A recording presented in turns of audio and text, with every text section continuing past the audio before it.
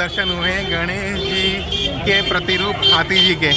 तो कहते हैं कि अगर हाथी को आपने पीछे से देखा है तो माता लक्ष्मी की साक्षात कृपा रहती है आपके ऊपर। साथी नमस्कार, मैं हूं आपका प्यारा दोस्त आशुतोष पांडे और यूट्यूबर साधु में आपका स्वागत है। आज हम जा रहे हैं महाकाल उज्जैन बाबा महादेव की नगरी और वहां पर आपको महाकाल के दर्शन करवाएंगे। अभी रास्ते में मैं इंदौर से निकल चुका हूं, करीब हम 20 से 25 किलोमीटर आगे आ चुके हैं और महाकाल यहां से 25 किलोमीटर के आसपास है। अभी रास्ते में रुके थे तो यहाँ भुट्टा खाने के लिए रुके, थोड़ा देखो पहले पेट पूजा उसके बाद बाकी काम पूजा। तो अभी यहाँ भुट्टे भी दो तरह के मिलते हैं, एक अमेरिकन भुट्टा है और एक देसी भुट्टा है। देसी भुट्टे के दाने आप उंगलियों से नोच करके खा सकते हो, लेकिन जो अमेरिकन भुट्टा है उसके दाने निकलते हैं तो फूट जाते हैं, दांतों से खाना पड़ता है। तो मैंने अमेरिकन भुट्टा लिया है। तो आगे बाबा के दर्शन करेंगे पेट पूजा के बाद। हर हर महादेव। बहुत खुश हूँ मैं, क्या बताऊँ, आई हैव नो वर्ड्स, क्योंकि मेरे सामने जो चीज़ है वो अनबिलीवेबल है। महाकाल की नगरी में स्वागत है दोस्तों। हर हर हर महादेव। तो फाइनली मैं पहुंच गया हूँ महाकाल की नगरी उज्जैन में और अब हम जाएंगे भोले बाबा से मिलने के लिए।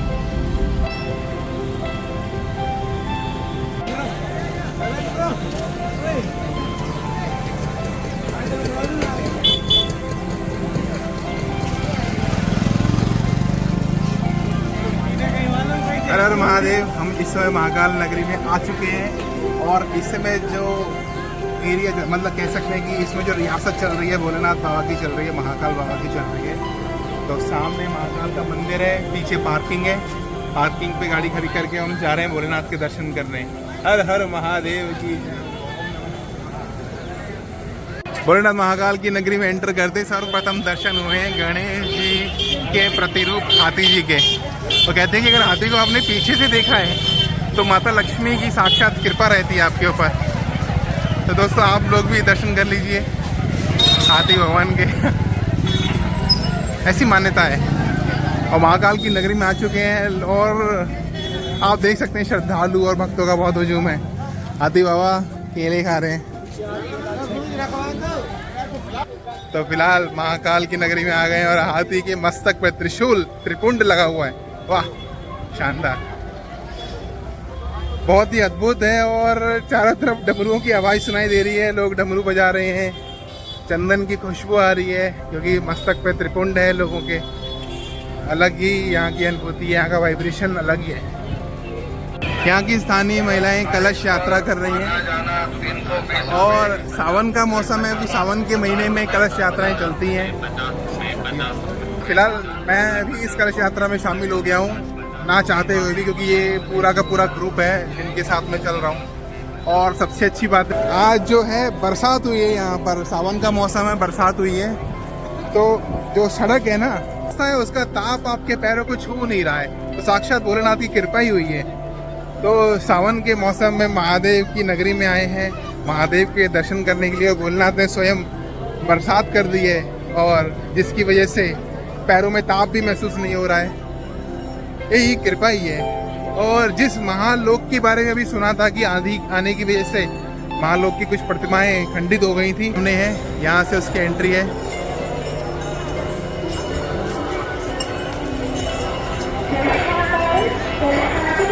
ये वो महालोक है। Finally entry into Mahakal. और इंद्र देवता ने कृपा कर दी है, हल्की हल्की बारिश की बौछारें शुरू हो गई हैं और मैं इस समय महाकाल मंदिर के अंदर के एरिया में आ चुका हूँ। अंदर हूँ, ये अपना महाकाल लोक, भगवान शिव श्री कृष्ण चक्कर उठाए हुए हैं। और ये आपको वैसे इस तरह के जो स्पिरिचुअल अनुभव होते हैं ना, उनके बारे में कोई वर्डिंग नहीं बनी हुई है कि आप किस तरीके से बताएं। सेम एज लाइक एज मेरे पास ये वर्ड्स नहीं है कि मैं किस तरह से डिस्क्राइब। श्री गणपति जी, तो अभी बाबा के दर्शन करते हैं, दर्शन करने के बाद फिर अपन लोग प्रस्थान करेंगे आगरा को, क्योंकि हमारा घर है। और यहाँ पर एक बाहर एक डिस्प्ले लगाई हुई है कि अगर आपको भोलेनाथ बाबा को देखकर गूज़बम्स पैदा करना से पैदा कर सकते हैं।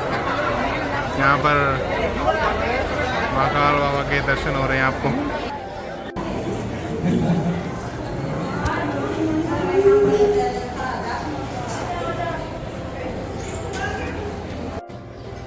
साथियों, महाकाल के दर्शन करने के लिए मंदिर प्रांगण के अंदर आ चुके हैं और करीब मैं मानता हूँ 1.5 किलोमीटर पैदल चल चुका हूँ अभी अंदर ही अंदर।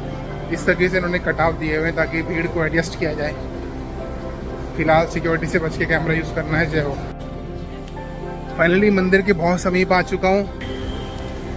तो ये आज के जो अद्भुत दर्शन आपको होंगे ना, ये यूट्यूबर साधु यूट्यूब चैनल के अंदर ही हो सकते हैं आपको, क्योंकि मैं आपके लिए इतनी मेहनत कर रहा हूँ। तो प्लीज़ वीडियो को फॉलो शेयर सब्सक्राइब देखते हुए ही कर दो यार, बहुत मेहनत लगती है यार। बाकी कोशिश करेंगे अंदर से भोलेनाथ भगवान के भी दर्शन हो पाए आपको। भोलेनाथ की नगरी में आ गए हैं और आगे दर्शन है। कैंपस के अंदर हूँ अभी। भगवान की कृपा रही तो आप लोगों को भी दर्शन करवाऊंगा।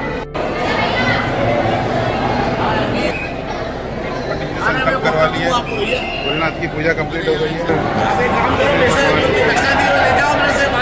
पंडित जी ने शॉर्टकट तरीके से संकल्प करा दिया हमारा। हर हर महादेव। Very spiritual.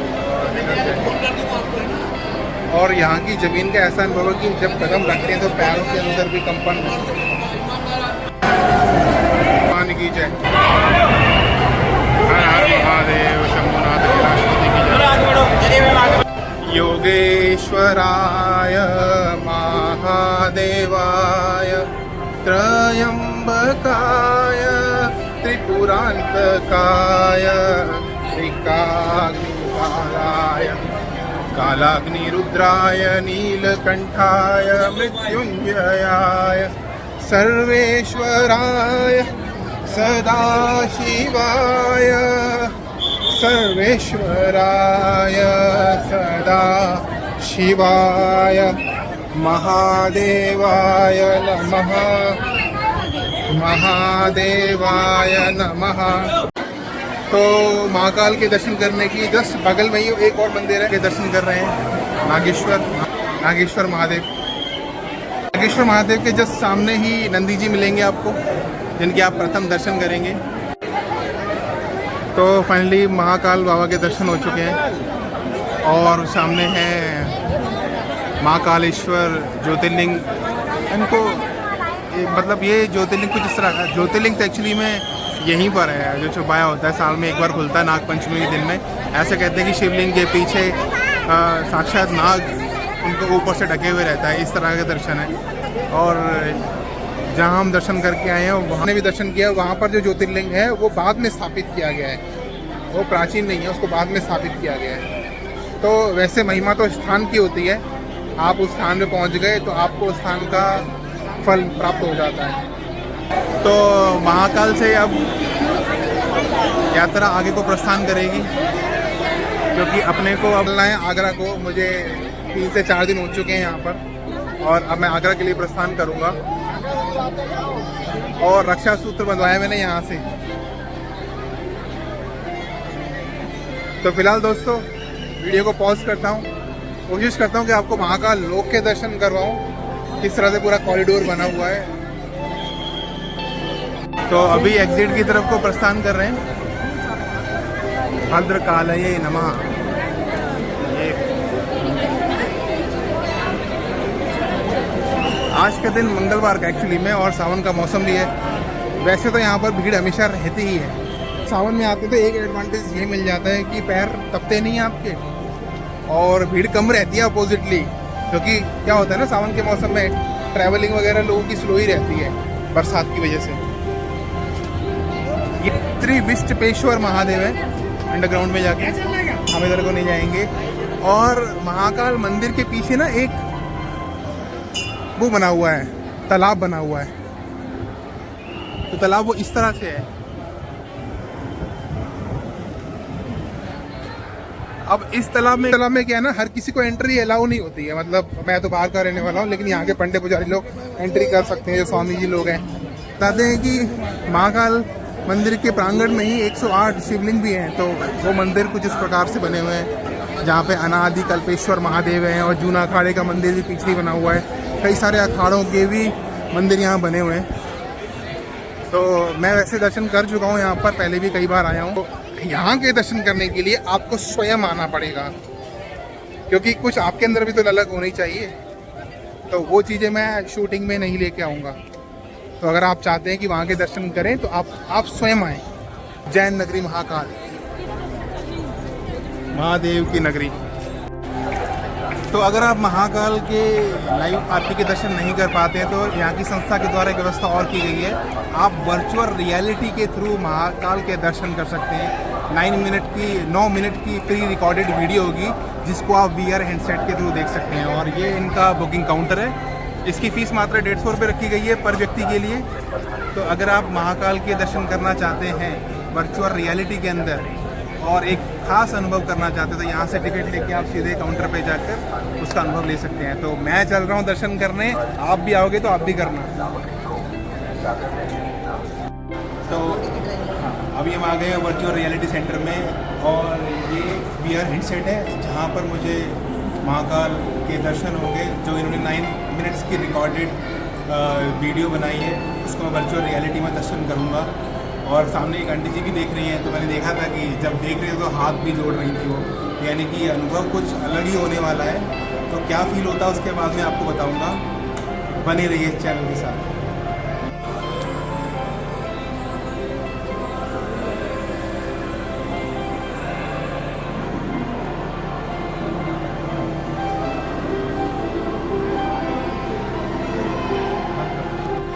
तो यहाँ पर आपने दोस्तों देखा VR से मैंने जो अनुभव किया ना, अनबिलीवेबल है। और मेरे पास कोई वर्ड नहीं है, मैं इतना पास था कि मैं आपको बता नहीं सकता हूँ। कोई शब्द नहीं है इसके लिए, नहीं शब्द हूँ मैं।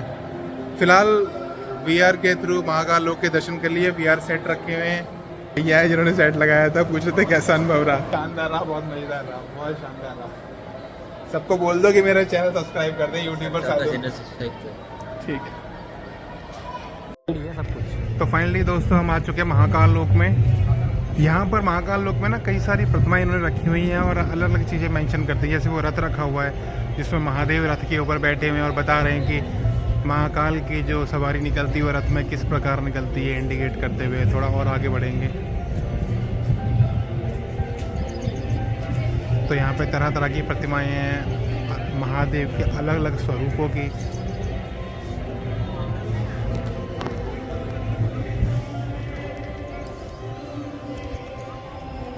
VR के अनुभव के बाद हम लोग आ चुके हैं महाकाल लोक में। महादेव हैं जिन्होंने गंगा माँ को धारण किया हुआ है अपनी जटाओं में।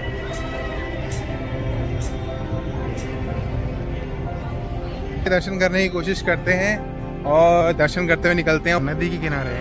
और है जिस कुंड के बारे में आपको बता रहा था, वो कुंड शिव मंदिर के पीछे ही बना हुआ है, ज्योतिर्लिंग के पीछे ही बना हुआ है। इसलिए बनाया हुआ है क्योंकि आप ज्योतिर्लिंग पर हमेशा जलधार चलता रहना जरूरी होती है, और अभिषेक करने के लिए, भगवान को प्रसन्न करने के लिए जलधार चढ़ाई जाती है। तो इसके लिए जल का होना आवश्यक है।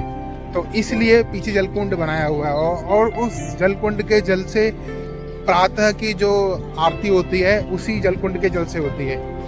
तो दूसरा मैंने जो VR में देखा उसमें महाकाल के बारे में, इस ज्योतिर्लिंग के बारे में कई सारी चीज़ें बताई हुई थी कि भस्म आरती क्यों की जाती है, क्योंकि ये एक प्रतीक के रूप में है। भगवान महाकाल ये बताना चाहते हैं कि आपको अंत में मुझ में ही समाना है। और कुछ नियम भी थे कि महिलाएं, ऐसी मान्यता है कि महिलाएं भस्म आरती को नहीं देख सकती हैं। तो कई सारी चीज़ें आपको VR को देखने के बाद ही पता लगा। मतलब आप जो वर्चुअल रियलिटी का एक्सपीरियंस करेंगे ना, उसके अंदर आपको पूरी 9 मिनट के अंदर पूरी स्टोरी का, मतलब पहले सन दिखाया था कि कैसे सूरज से प्लैनेट्स का जन्म हो रहा है एनिमेशन के द्वारा, और ऐसे लग रहा था पत्थर ऊपर से उड़ते हुए जा रहे हैं। फिर सीधे महाकाल लोक पे आ गए और एक एक करके सुबह की आरती कब होती है, शाम की आरती कब होती है, दोपहर की आरती कब होती है, पीछे जो कुंड बना हुआ उस कुंड के जल से कब अभिषेक होता है। इस तरह की बहुत सारी चीज़ें उस वीडियो के अंदर पता लगी।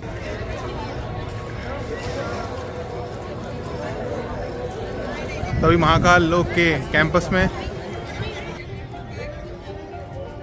कुल मिला के अनुभव बहुत ही अद्भुत रहा है, क्योंकि ऑब्वियसली बात है ज्योतिर्लिंग में आए हैं तो ज्योतिर्लिंग के जो वाइब्रेशन होते हैं वो भी आपको महसूस होते हैं, अगर आप महसूस करना जानते हैं तो। जैसे पैरों में स्पंदन होना, सिर में स्पंदन होना, और भी कई सारी चीज़ें होती हैं, सबका अलग अलग एक्सपीरियंसेस रहता है। और लोग है जिसकी फ़ोटो अक्सर लोग डालते हैं फेसबुक पे, यूट्यूब पे, यहाँ का, क्योंकि छटा ही कुछ ऐसी अनोखी है। ओम योगेश्वराय महादेवाय त्रयंबकाय त्रिपुरांतकाय त्रिकाग्निकालाय कालाग्निरुद्राय नीलकंठाय मृत्युंजयाय। दोस्तों, तो महाकाल लोक के बारे में अगर बात किया जाए, जो कि उज्जैन मंदिर के अंदर ही आता है, जस्ट मंदिर के सामने है। अगर आप घूमने आ रहे हो ना, इसके लिए आपको अलग से ही 3 से 4 घंटे निकाल। अब ये मिला है शिव भगवान साधना कर रहे हैं, बिल्कुल सही वाले मिले हैं। यहाँ पर ना हर जगह पे भगवान शिव से जुड़ी हुई अलग अलग कलाएं, अलग अलग चीजें बताई गई हैं। आप हर मोड़ पे जब जाएंगे तो वहां पर कुछ ना कुछ आपको अलग ही देखने को मिलेगा। यहाँ पर श्री गणेश जी की प्रतिमा है, इधर श्री कृष्ण भगवान चक्र उठाए हैं।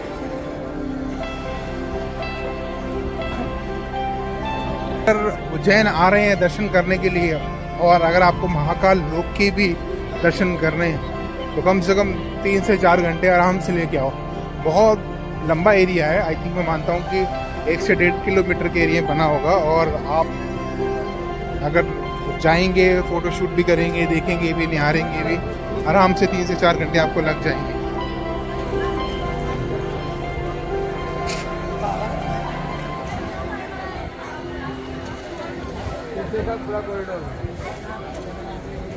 इधर श्री हरि नारायण है, मैंने ऐसे पहचाना कि कमल पुष्प के ऊपर है।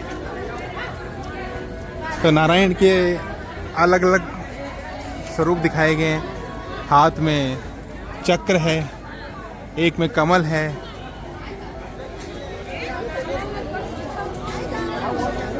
बाहर निकलने का रास्ता। उज्जैन की आज की यात्रा समाप्त होती है। आपसे निवेदन है कि वीडियो को ज़्यादा से ज़्यादा महादेव भक्तों तक पहुंचाएं और शेयर जरूर करें। और जिन लोगों ने महाकाल लोक के और उज्जैन ज्योतिर्लिंग के दर्शन नहीं किए हैं, वो वीडियो के माध्यम से दर्शन प्राप्त कर सकते हैं। तो प्लीज़ यार वीडियो को अपने भोलेनाथ के भक्तों के पास तो जरूर शेयर करना, और चैनल को सब्सक्राइब जरूर करना है। हर हर महादेव, शंभुनाथ कैलाशपति की जय। शिप्रा नदी के तट पर महाकाल मंदिर, शिप्रा नदी के तट पर, और इस समय शिप्रा नदी के अंदर भी खूब सारा पानी आया हुआ है।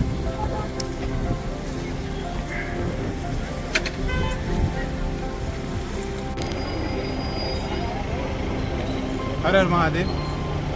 जब आप महाकाल के दर्शन करें तो महाकाल के दर्शन के उपरांत शिप्रा नदी के दर्शन अवश्य करें। इसमें शिप्रा नदी उफान पर आई हुई है, और लेकिन जैसे आपको पीला जल दिखाई दे रहा है वैसा पीला जल है नहीं है।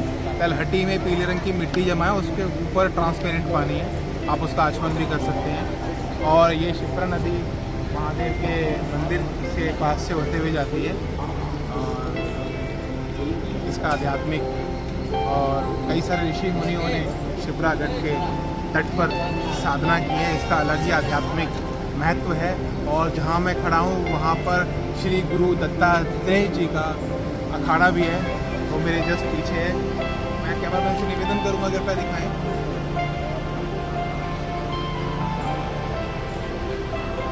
तो शिप्रा नदी के तट पर गुरु दत्तात्रेय भगवान का अखाड़ा है।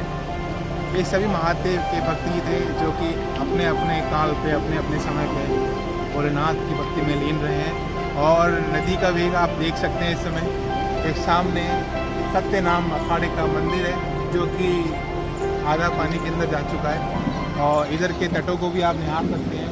सामने की कई सारी दुकानें हैं, मंदिर हैं। माँ शिप्रा के वेग को आप इसी से पहचान सकते हैं कि सामने की दुकानें, मंदिर आधे डूब चुके हैं। वो मंदिर भी आपको पानी जल घाट के बीच में दिखाई देगा। और ये सड़क है, ये सड़क मार्ग है। इस सड़क के ऊपर से होते हुए नदी जा रही है। मुझे लगता है शायद ये ब्रिज होगा, क्योंकि अभी तो मैं इसको समझ नहीं पा रहा हूँ। हालांकि ये ब्रिज है, जिसको ओवरफ्लो करके शिप्रा नदी जा रही है। तो दोस्तों अभी मेरी आज की यात्रा तो समाप्त हो गई है। मैं अब अगला को कूच कर रहा हूँ। गलती से मैं इस तरफ को मुड़ गया था, तो सोचा कि आप लोगों को भी अवगत कराया जाए और शिप्रा नदी के दर्शन करवाए जाए। हर हर महादेव, जय भोले।